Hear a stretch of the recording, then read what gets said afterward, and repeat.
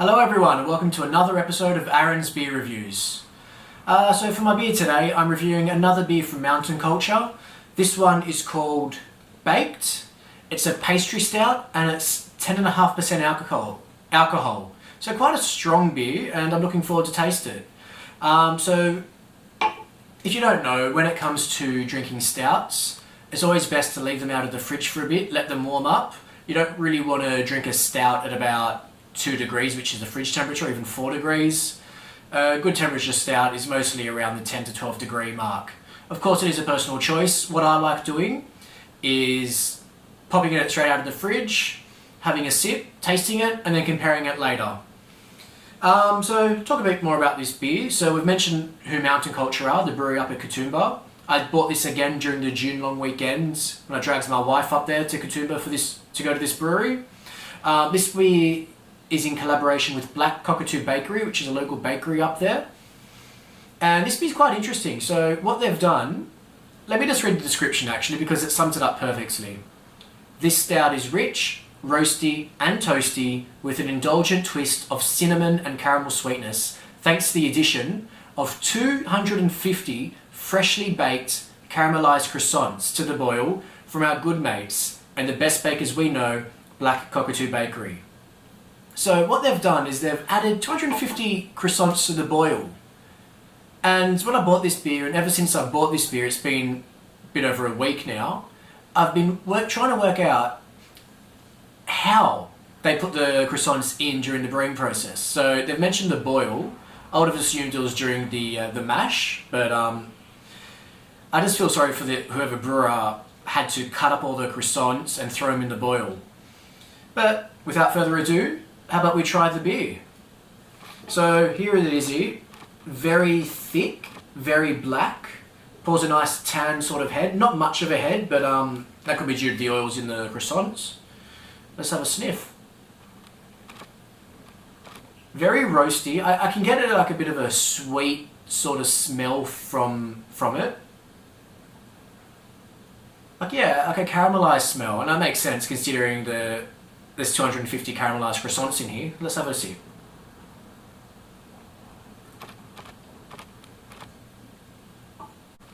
It's interesting. You get like the roastiness and the chocolate up front, followed by a decent hit of cinnamon. I'm tasting actually a lot more cinnamon now in the back end as well. You get maybe a slight sort of butteriness from the croissants, which is very nice. It's not an off flavour at all. And yeah, right in the back palate you get some aniseed and definitely more cinnamon. Yeah, really good beer.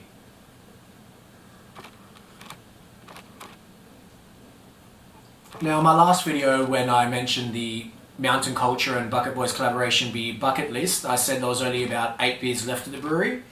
When I went to the brewery to buy this one, I can't remember how many, but I remember there was a lot more. So what's the date today? It's mid-June at the moment. There's still beers there. So let's talk more about the brewing process here.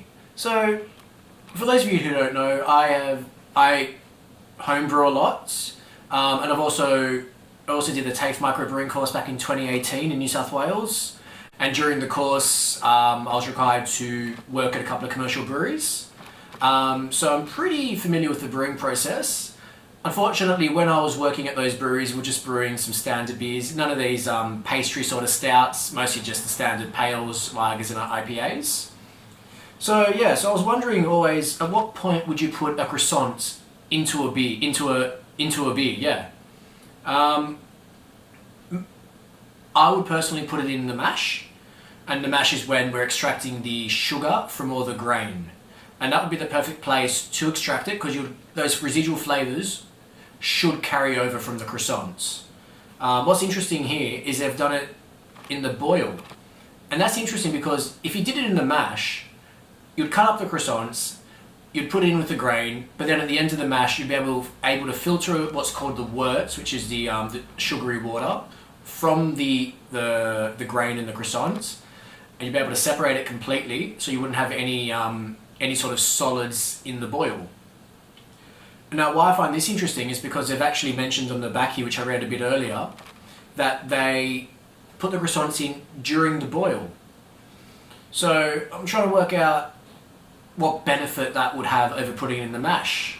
Because my opinion is that by putting it in the mash, you're extracting all those sugars, you're getting that flavour come over. When you put it in the boil, I worry you're not getting that much extraction because it's boiling water. It's not mashing at about 66 degrees Celsius as most mashes are. So I just wonder what benefit it is from putting it into the boil. If anyone out there I've never personally brewed with adjuncts like a croissant. So if anyone out there has brewed with a really weird, wacky adjunct, please let me know in the comments. I would love to know both what you brewed with, what adjunct it was, and also at what point you put it in, and also why putting it in the boil would be more beneficial than putting it in the mash. It's not the strangest adjunct beer I've ever had, to be honest. Back at Gab's, for those of you who don't know, it's called the Great Australian Beer Spectacular, and it's our biggest beer festival. There was a beer a couple of years ago from a brewery in South Australia called Robetown Brewing, and that had, I don't know how to pronounce it properly, but I think it's called ambergris. It's basically whale vomit. And that was the most interesting one I've had. It was very perfumey, as you would expect. Wasn't bad. Never since then. I've been hunting out, these weird, wacky adjunct beers to drink. Another one I've had is a brewery out in America called Rogue. They had the beer, I think it was called, and that was just basically yeast extracted from the head brewer's beard. That was interesting as well. I know there's a few more other wacky beers out there. Always with Gabs, you get some crazy ones. I had one from Ether Brewing, I believe they're based up in Queensland, that had bone marrow in it. And Batch Brewing in Marrickville in Sydney, they had a beer which had a Marrickville pork roll somehow put into it.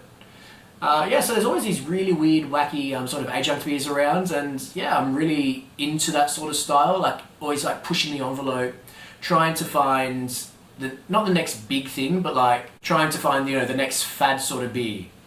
Putting croissants in a beer like Mountain Culture have is really good. Now before drinking this beer, I like to read some reviews. I know that might maybe skew my thoughts on this beer, but for me I like being prepared, knowing what I'm about to drink. So a lot of the comments I found, mainly on Untapped, was that the cinnamon hit is quite strong and it's not everyone's cup of tea. Personally, I love cinnamon. The more cinnamon, the better. And I'm really enjoying how, just as I'm talking to you, I can still sort of taste that cinnamon in the back palate. It's very enjoyable. They did mention, a lot of reviews mentioned the aniseed sort of aftertaste. I'm not getting that as much. Maybe I haven't let the beer warm up enough yet. This is definitely a sipping beer. So 500ml can, I expect to drink this all night. So of course I'll taste different aspects of the beer the more it warms up. Say you get a beer out of the fridge and you're just really impatient, you really want it to warm up. A good trick I learned was to cradle it in your hands as so, letting your body temperature slightly heat up the beer in the glass. This way, this allows you to taste, I guess, the whole range of the beer, all the flavours the beer can have at different temperatures. Like I said in the beginning, I like just having a quick sip of a dark beer at the fridge temperature, and then comparing the taste and seeing how it evolves. So, reading the reviews on Untapped, I'm really looking forward to, I guess, seeing how this taste evolves towards more the aniseed in the back palate, and also to bring out the more cinnamon sort of taste. I'm really looking forward to that too. So I know this isn't the first video I've done on Mountain Culture Brewery, but I feel like in my first video I didn't delve enough into the history of Mountain Culture. So the building they brew in was built in 1912. It initially started as the local newspaper out there called The Echo, before eventually, in the more recent history, becoming a Civic Video store. In 2017, after the Civic Video closed, new owners came in, and we have Mountain Culture Brewery as a result. And if you look at the Mountain Culture website, they've got a bit of a history in their story, and something they mention is that, let me just get my phone, I'll read it word for word. Rather, we hold ourselves accountable to a standard that means constantly pushing the limit and pushing ourselves to figure out how we can brew better beer every batch. Now, these guys are a new brewery, but they are already pushing themselves really well. Like their New England IPAs, the collaboration with Bucket Boys Bucket List, and also the Be Kind Rewinds, they're basically true to style. They're one of the best, if not the best, New England IPA brewery at the moment. But of course, they're not just getting pigeonholed into like the NEPA style. They're pushing the envelope with darker beers like this stout here, and it is tremendous. It is really fantastic. We've warmed it up a little bit now, just create a little bit more. Let's see how it goes a little bit warmer as well. So I'm still getting the same sort of taste, or the aroma I should say. Getting the chocolate, the roastiness as you'd expect in any stouts. But you do get like a bit of like that caramelly sort of smell, which in normal beers is unusual. It can be considered an off flavour, but in a stout, especially a stout which contains 250 caramelized croissants, is to be expected and is welcomed.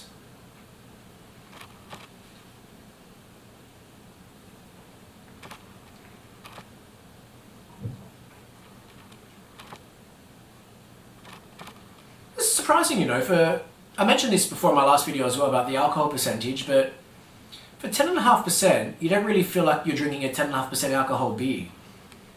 It hides it really well. The body is a moderate to thick mouthfeel. It's very dark, decent lacing on the beer. Yeah, I'm still getting, as I'm speaking, I'm still getting that cinnamon taste, and I am getting slight aniseed, but it's not overly pronounced as some of the reviews have stated. So another thing I'm going to start mentioning from now on is where I purchase a beer and how much I paid for it. So I purchased this beer from Mountain Culture themselves in Katoomba. It's not a long drive from Sydney. They're based right in the smack bang centre of town, not very far from the train station. So if you feel like having a few beers once they're reopened after COVID-19 lockdowns ease a bit more, I suggest if you want to have a session there, getting on the train, heading out to Katoomba station. It's not a long train trip. It'll probably only take you 1.5 to 2 hours. Otherwise, find a designated driver. I'm always trying to do that, trying to get my wife to drive me up to places like this so I can enjoy a few beers without having to drive home afterwards. Also, another great thing to do would be to actually stay in Katoomba. Around that area, it's really nice. It's winter right now in Sydney. Haven't had much snow up in the mountains just yet. It's just June, so it's just the beginning of winter right now. But there's so many nice places to stay up there, and a lot to do. You know, there's Katoomba itself. You got Scenic World, the Three Sisters. Lots of nice bushwalks around there. There's also Lura, very nice lolly shop. Growing up as a kid, whenever my parents took me on a road trip and we ever went past Lura, we'd always stop in there and buy a few different types of lollies. There's a Toy and Railway Museum. Actually, that's somewhere we went on the June long weekend just past with me and my wife. That was really enjoyable, and it's a good way to waste about an hour or so of your time if you need to. Of course, there's always, you know, going to have High Tea at the Hydro Majestic as well. And there's lots of really nice little bed and breakfasts around there if you want to have a romantic getaway up there. I'm just having a look at the Mountain Culture website to see what other sort of beers they have. Like mentioned previously, they like to push the envelope, you know, they always want to make better beer. And some of their styles of beer are quite, I wouldn't say odd, but a bit different from what you would see in like typical craft beer culture in Sydney. They have a Martzen beer, and the reason it's called a Martzen is because it's brewed in the month of March. So they sell that. They've also got a Sabro Hops Coconut Porter. So for those of you who don't know, Sabro is a new style of hop that's just been released, and it's the next big thing in hops. A lot of breweries around here are brewing with Sabro. It's got from what I believe, I don't think I've had a Sabro beer yet, but I believe it's got like a very coconutty sort of taste. So mixing it, putting in the porter which already has coconut in it, that's just going to bring out the taste and flavour of the hops significantly. They've got an Imperial Black Goza. I'm a sucker for Gozas. I love Gozas. My My first ever all-grain brew was a Goza. It's my most successful beer I've ever brewed. It came first place in its category in the Newcastle Brewing Show back in 2017. And a triple IPA. So there are a lot of these beers at the brewery and I regret only picking up a couple. I might need to spend another weekend away up there. A lot of new beers that I didn't see before and I think I need to buy more. Big fan of Mountain Culture and what they're doing.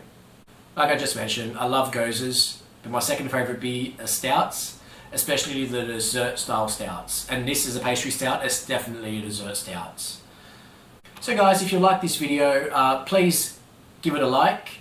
If you like my sort of style of beer reviews, don't forget to subscribe and also to click that bell. You can also find me on Instagram and Untapped. I'll put my name just below here, you'll see it pop up. Otherwise, that's about it for this video. Thank you so much. Don't know what beer I have in store next. I'm thinking maybe another New England IPA next. So, have a good night everyone, or a good day wherever you are, and cheers.